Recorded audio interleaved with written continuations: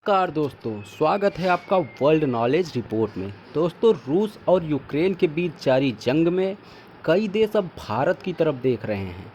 दुनिया के कई बड़े देश एक के बाद एक भारत के चक्कर लगा रहे हैं।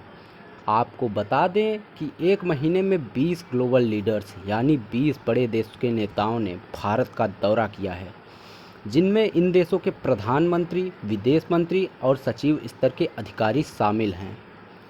अब आप उन देशों के नाम भी सुन लीजिए जिनमें उच्च अधिकारी भारत पहुंचे थे। इनमें से कुछ देश हैं चीन, Germany, Britain, Canada, Japan, Austria, Nepal और ग्रीस।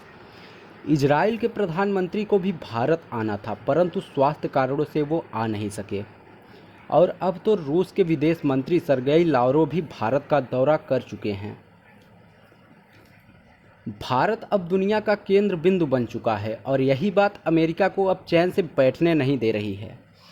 इसलिए अमेरिका ने रूस के विदेश मंत्री के भारत पहुंचने से पहले ही अपने डिप्टी एनएसए दलीप सिंह को भारत भेज दिया। अमेरिका की कोशिश है कि कोई देश रूस के साथ व्यापार करने के लिए आगे ना आए, लेकिन भारत की वजह से रूस पर लगाए गए अमेरिकी प्रतिबंधों का कोई असर होता दिख नहीं रहा है।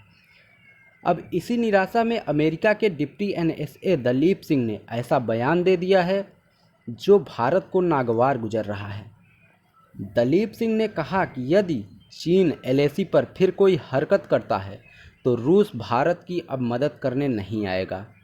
उन्होंने भारत को चेतावनी देते हुए कहा कि जब चीन एलएसी का उल्लंघन करेगा तब रूस भारत की मदद नहीं करेगा, और क्योंकि चीन और रूस बेहद करीब आ चुके हैं।